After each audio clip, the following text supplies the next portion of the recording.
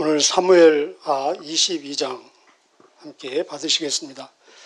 사무엘하 22장은 다윗의 삶의 총정리입니다. 그런데 시를 통해서 자기의 삶을 총정리하고 있습니다. 사무엘하에서 유일하게 시로 되어 있는 장입니다. 또 이 내용은 거의 똑같이 시편 18편에도 동일하게 나와 있습니다. 나중에 한번 여러분 같이 보시면 은혜가 될 것입니다. 그래서 이 장의 마지막 절과 시편 18편의 마지막 절, 첫 절 다 똑같습니다. 먼저 이 내용은 시입니다. 그래서 이 내용은 시의 특성을 잘 그대로 담아서 표현하고 있습니다. 시에는 어떤 특징이 있습니까? 먼저는 시는 언어의 경제성이 있죠. 그래서 가능한 한 언어의 사용을 축소시키면서도 동시에 가능한 한 많은 내용들을 담아내는 것이 시의 특징입니다. 그래서 이 한 장에서 다윗 전체의 삶을 총정리한 것뿐만 아니라 나중에 마지막 절을 보면은 심지어 다윗과 그리고 기름 부은 왕 그리고 다윗의 후손에게 영원히 하나님의 복이 구원이 임할 것이다. 메시아까지 연결되면서 우리에게까지 연결되어지는 엄청난 내용이 담겨 있는 것을 볼 수 있습니다. 또 시는 자유로우면서도 나름대로 리듬이 있지 않습니까? 그래서 음악, 노래라고 하죠. 그래서 1절에 보면은 동시에 노래라고도 얘기하고 있습니다. 노래에는 중요한 부분 반복하잖아요. 후렴으로. 그래서 여기에도 후렴처럼 계속 반복되는 내용들이 나옵니다.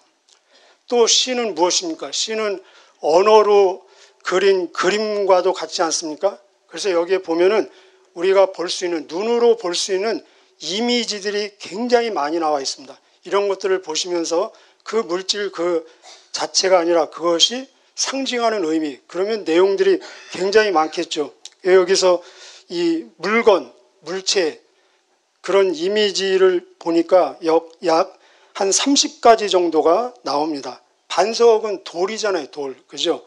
반석, 요새, 망대, 방패, 피난처, 물결, 또 줄,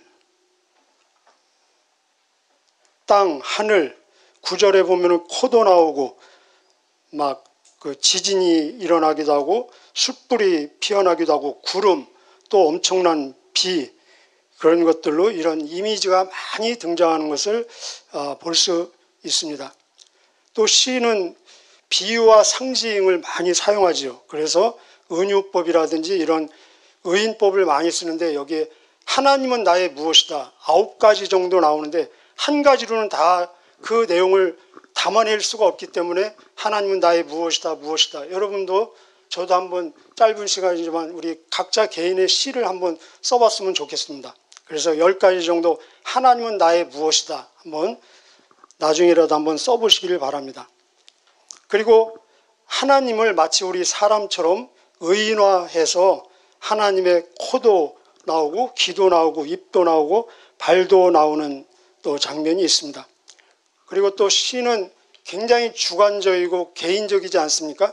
그래서 여기 보면은 다윗이 나의 자기를 표현하는 나 그래서 25절까지 오늘 본문인데 나가 약 40번 정도 나옵니다. 마치 다윗 자기 혼자 하나님을 그냥 완전히 독점한 것처럼 우리가 공동체 안에서는 하나님이 우리의 하나님이지만 개인 큐티라든지 개인 시를 쓸 때는 하나님을 마음껏 독점하시기를 바랍니다.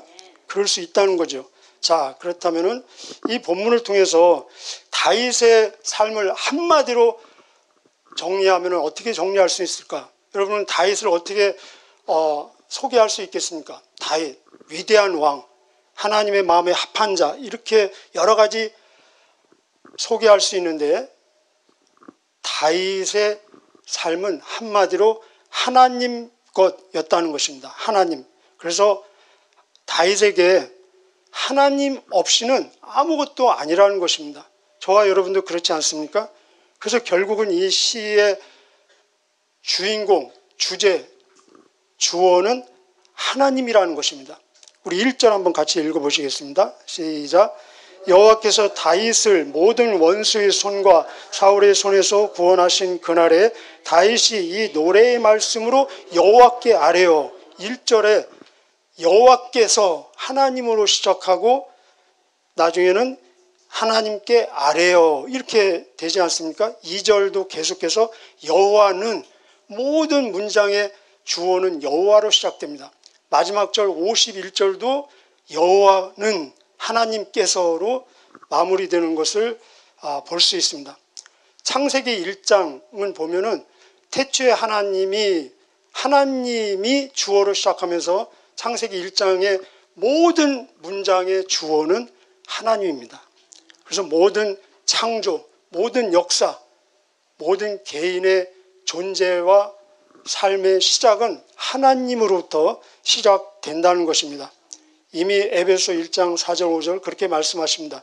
곧 창세 전에 그리스도 예수 안에서 우리를 그분 앞에서 거룩하고 흠이 없게 하시려고 그 사랑 안에서 우리를 그분의 완전하신 뜻에 따라서 그리스도 예수 안에서 우리를 하나님의 자녀 되도록 예정하셨으니 창세 전에 우리를 선택하셨다는 것입니다.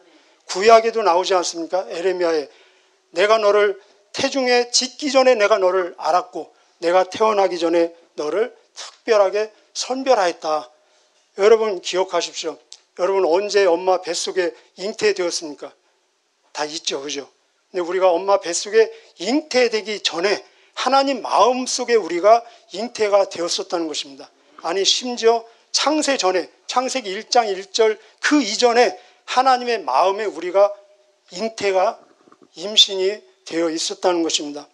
그래서 모든 것은 하나님으로부터 시작된다는 것입니다.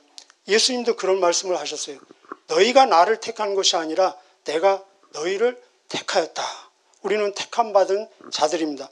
그렇다면 이 다윗을 통해서 하나님께서 역사하셨는데 어떤 하나님인가? 이 하나님이 나에게도 그렇게 동일하게 역사하는지 안 하시는지 성령님의 깨달음 속에서 한번 확인해 보시길 바랍니다.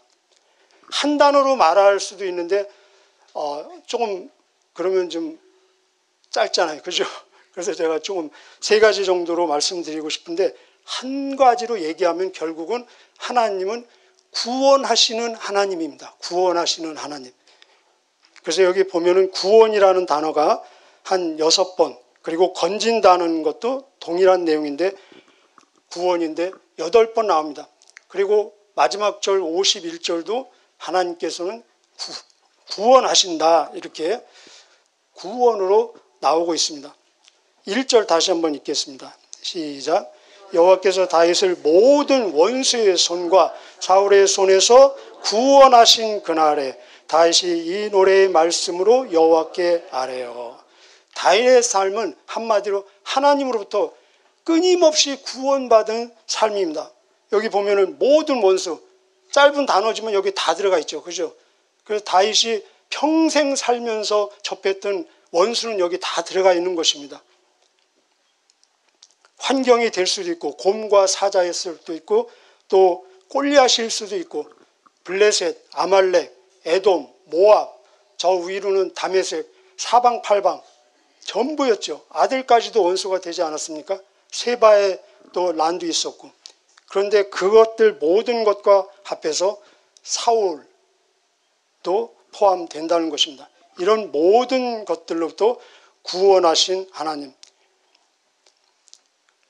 이렇게 하나님이 다윗을 구원했는데 예수님이 왜 오셨습니까? 구원하기 위해서 오시지 않았습니까? 그래서 그 이름을 예수라 하라. 이는 자기 백성을 저의 죄에서 구원할 자신이라. 사도행전 4장 12절에 보면은 구원은 다른 이로서는 일어날 수 없나니 천하 인간에게 우리에게 주신 구원을 위한 다른 이름은 결코 없도다. 디모데전서 1장 15절에 미쁘다 이 말이여. 그 말은 뭐냐? 예수 그리스도가 죄인을 구원하시려고 세상에 임하였다. 나는 죄인 중에 개순이라. 그렇다면은 예수님이 오시기 전에도 이런 다윗은 엄청난 구원의 체험이 있는데 직접 우리를 구원하기 위해서 몸을 입고 하나님이 이 땅에 오셨다면 우리는 얼마나 더 많은 구원을 체험하지 않겠습니까? 그래서 하나님이 우리를 향한 의도는 사실은 다윗보다 더 강력한, 더 진한, 더 높은 구원의 체험을 하기를 원하신다는 것입니다. 그래서 우리가 죄로부터 구원, 이런 영적인 구원뿐만 아니라 존재 자체가 사실은 구원입니다. 같이 한번 해보실까요? 존재 자체가 구원이다. 우리는 지금 구원받고 있어요. 지금 이 앉아있는 자체가 사실은 알고 보면 엄청난 구원입니다. 보십시오. 예수님께서 이 배를 타고 가는데 풍랑을 만났어요. 근데 제자들이 우리를 구원하여 주옵소서 그랬어요. 그래서 풍랑으로부터 구원해 주셨습니다. 혈루증 앓는 여인이 저 옷만 만져도 내가 구원을 받을 것이다 라는 믿음이 생겨서 만졌어요. 그 예수님이 내 믿음이 너를 구원했다. 베드로가 물에 빠지면서 나를 구원하여 주옵소서. 그래서 예수님이 구원해 주셨습니다. 이 생활 속에서의 구원이라는 것입니다. 그러면은 거기서 보면은 풍랑에서 건진받은 것이 구원이지 않습니까? 우리로 얘기하면 사고가 막 엄청난 대형 사고가 나는데 거기서 죽지 않고 그냥 약간 습히고 살아나면 엄청난 구원을 체험했다고 하지 않습니까? 그런데 그런 풍랑을 만나지 않는 것, 그런 사고를 만나지 않는 것은 더 좋은 구원이라는 것입니다. 질병으로부터 회복되고 낫는 것도 구원이지만 질병에 걸리지 않은 그 자체가 더 좋은 구원이라는 것입니다. 그래서 우리는 계속해서 구원받은 상태이고 나중에 죽으면은 영원한 구원에 이르게 된다는 것입니다. 그래서 신앙의 입문도 결국은 구원이고 신앙의 여정도 구원이고 신앙의 완성은 무엇입니까? 우리의 영혼의 구원이다. 믿음의 결국은 곧 영혼의 구원이다 라고 말하고 있습니다. 그래서 2절부터 이 다윗이 여호와는 나의 무엇이다 한 9가지 표현하고 있어요. 한 가지로는 다 표현할 수 없잖아요. 그죠? 그래서 계속해서 표현하고 있는데 한번 읽어보실까요? 4절까지 시작. 여호와는 나의 반석이시요 나의 요새시요 나를 위해서 나를 건지시는 자시요 내가 피할 나의 반석의 하나님이시요 나의 방패시요 나의 구원의 뿌리시요 나의 높은 망대시요 그에게 피할 나의 피난처시요 너의 구원자시라. 나를 폭력에서 구원하셨도다. 내가 찬송받으실 여호와께 아뢰리니 내 원수들에게서 구원을 받으리로다. 아멘. 여기 다 상징이라고 했죠. 여기 보면은 하나님을 지금 은유법을 사용하는데 막 거룩하고 고상한 것들이 아니에요. 하나님은 나의 소망이시고 나의 평화시고 나의 기쁨이시고 이런 추상명사가 아니고 그냥 물질이에요. 물질. 이게 반석이 고상 표현이지만 사실은 돌멩이입니다. 큰 돌멩이. 하나님은 나의 큰 돌멩이요 하면은 좀 죄송합니까? 근데 지금 다윗은 이렇게 쓰고 있어요. 저도 한번 여러분도 한번 써보시기를 바랍니다. 제가 아까 말씀드렸죠. 그냥 물질 우리의 생활 속에서 필수품 늘 우리가 휴대하고 같이 사용하고 있는 그런 물건을 통해서 하나님은 나의 이것이니 표현할 수 있다는 것입니다. 예를 들면은 하나님은 나의 휴대폰이니 그러면은 무엇입니까? 내 정보라든지 어떤 통신 그리고 지혜, 지식의 모든 원천이 하나님으로부터 온다는 것입니다. 근데 그것으로 다 커버될 수 없죠. 하나님은 나의 물질이시니 하나님은 나의 돈이시니 하나님은 나의 카드시니 모든 내 필요한 것을 빌립보서 4장 19절에 하나님께서는 그 영광 가운데 예수 그리스도 안에서 나의 필요한 모든 것을 채우시느니라. 나의 모든 필요를 공급하시는 원천이 되신다는 것입니다. 코로나 때 우리는 그렇게 말할 수 있죠. 하나님은 나의 마스크시니 무엇입니까? 내 입에 파스꾼을 세워주시고 모든 병균과 바이러스로부터 지켜주시는. 그런데 여러분 꼭 기억하시기를 바랍니다. 우리는 어떤 물질을 비유해서 하나님은 나의 이것이니 말할 수 있습니다. 그러면 그것은 나의 개인의 신앙 고백이요 간증이요 시적인 표현입니다. 그런데 이 순서가 바뀌면은 그것이 불신앙이고 우상숭배가 되는 것입니다. 핸드폰은 나의 하나님이시니 우상숭배입니다. 돈은 나의 하나님이시니 우상숭배예요. 여기 얼마나 고상한 이 간증입니까? 표현입니까? 그러나 반석은 나의 하나님이시니 표현 이렇게 순서를 바꾸면은 우상숭배가 된다는 것입니다. 자, 두 번째 이 본문에서 하나님은 어떤 하나님인가? 나의 부르짖음을 들으시고 응답하시며 인도하시며 동행하시는 하나님이십니다. 결국은 이것도 구원의 다른 표현입니다. 이 내용이 5절부터 18절까지 나와 있습니다. 이 내용을 지금 막 그림을 그린 거예요. 그림을. 자, 제가 이해를 돕기 위해서 쉽게 한번 말해 보겠습니다. 여러분, 초등학교 3학년이 상대하기 쉽습니까? 버겁습니까? 저는 초등학교 1학년입니다. 그러면 쉽습니까? 버겁습니까? 엄청 버겁죠. 그죠? 그 당시에 2살 차이는 큰 차이가 나는 겁니다. 1학년이 3학년을 감당해낼 수 없죠. 내가 1학년으로서 초등학교 3학년 같은 문제와 환경, 시련 이런 것을 늘 직면할 때 너무너무 버거운 거예요. 그래서 결국은 어떻게 합니까? 내 힘으로 감당할 수 없기 때문에 아빠한테 일르죠. 아빠, 제가 나를 때렸어. 그럼 아빠가 어떤 놈이 내 아들을 하고 팔을 걷어붙이고 나가서 몇 배로 갚아주고 자기 아들 손잡고 돌아올 때 통쾌하지 않습니까? 그 내용을 연상하시기 바랍니다. 그래서 결국은 내가 이 초등학교 1학년이기 때문에 3학년도 상대하기가 너무나 버겁다는 것입니다. 그 내용이 18절입니다. 18절 한번 읽어보실까요? 시작. 나를 강한 원수와 미워하는 자에게서 건져내셨으며 그들은 나보다 강했기 때문이다. 여기 그들은 나보다 강했기 때문이다. 아빠가 볼 때는 그들 초등학교 3학년밖에 안 돼요. 근데 내가 초등학교 1학년이기 때문에 나에게는 너무나 강하고 버거운 상대입니다. 그래서 3학년밖에 안 되지만 그들을 볼 때 내가 막 주눅들고 두렵고 어떤 때는 죽을 것 같잖아요. 그죠? 그 심정이 5절, 6절이에요. 5절, 6절 같이 읽겠습니다. 시작. 사망의 물결이 나를 애우고 불의의 창수가 나를 두렵게 하였으며 스올의 줄이 나를 두르고 사망의 올무가 내게 이르렀도다. 여기 계속 반복되는 단어는 무엇입니까? 죽음이에요. 죽을 지경. 여러분 시편 23편 잘 아시죠? 여호와는 나의 목자시니 내게 부족함이 없도다. 부족함이 없대요. 그런데 내가 사망의 음침한 골짜기로 다닐지라도 사망의 음침한 골짜기를 다니고 있는 거예요. 사실은 현실은. 내가 초등학교 1학년이기 때문에. 그러면 어떻게 합니까? 아빠한테 일르는 도리밖에 없잖아요. 그죠? 그래서 아빠한테 일르는 것이 7절입니다. 7절. 7절 같이 한번 읽어보실까요? 시작. 내가 환난 중에서 여호와께 아뢰며 나의 하나님께 아뢰었더니 그가 그의 성전에서 내 소리를 들으시며 나의 부르짖음이 그의 귀에 들렸도다. 아멘. 기도는 일종의 일르는 거예요. 아빠한테 일러 바치는 것입니다. 여기 내가 아뢰었다. 그리고 끝에는 부르짖었다. 이렇게 나오지 않습니까?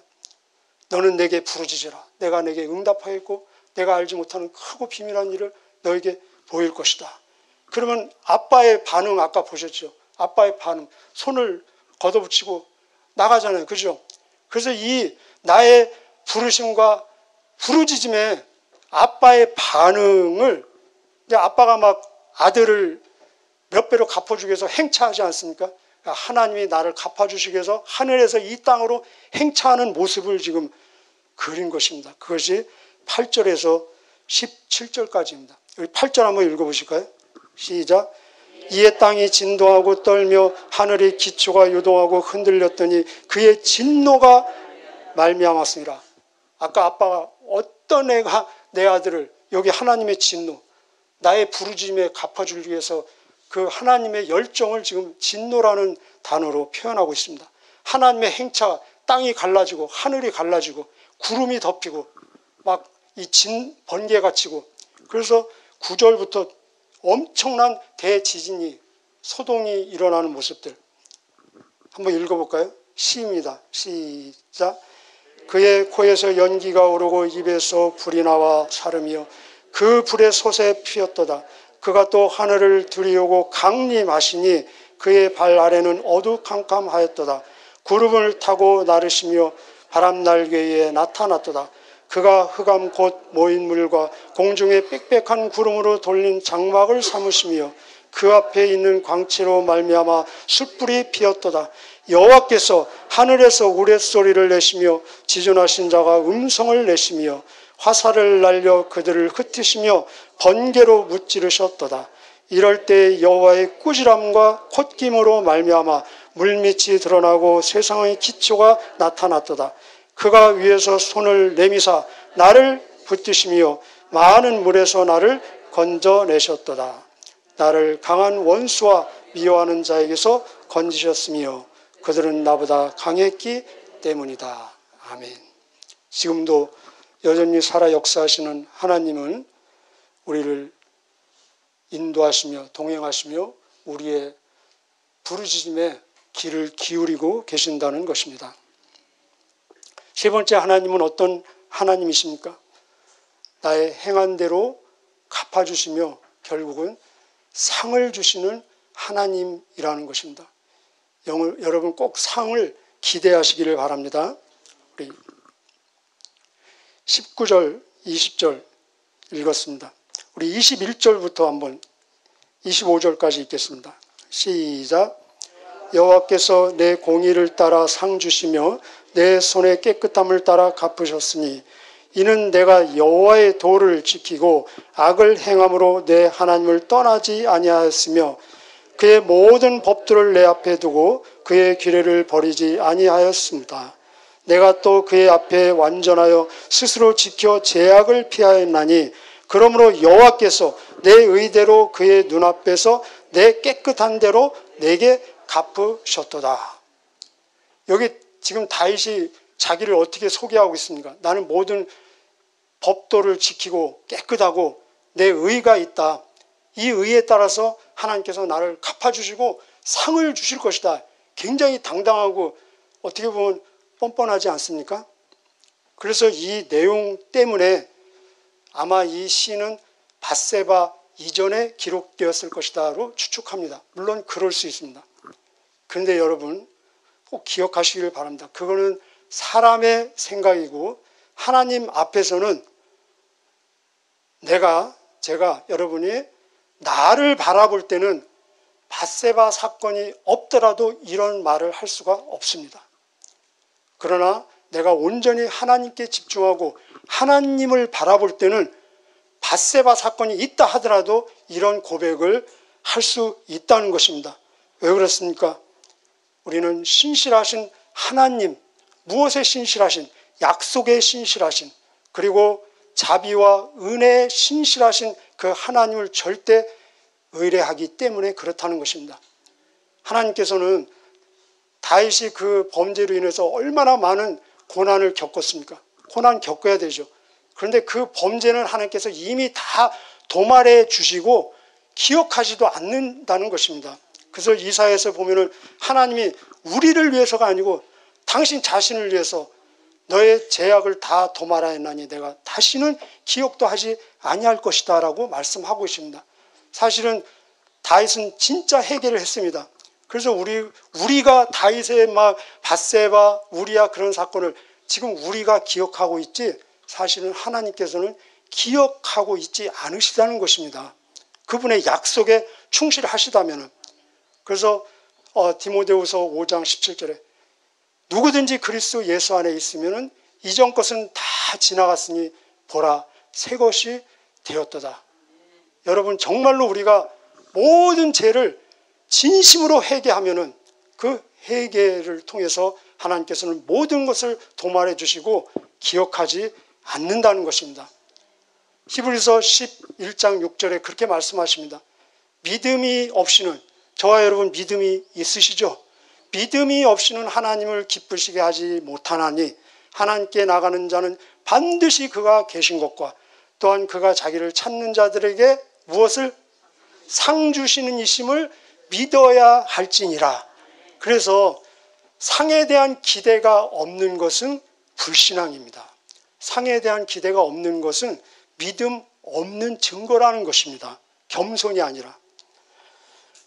이 하나님은 오늘도 예수 그리스도를 통해서 다윗을 통해서 역사했던 것보다 더 강력하게 더 밀도 있이 역사하시고 성령을 통해서 우리를 인도하고 계신다는 것입니다. 오늘도 이 구원의 주님과 동행하며 상급을 그 기대하는 감사와 그리고 찬양이 넘치는 저와 여러분의 한 날 되시기를 축복합니다. 기도하시겠습니다.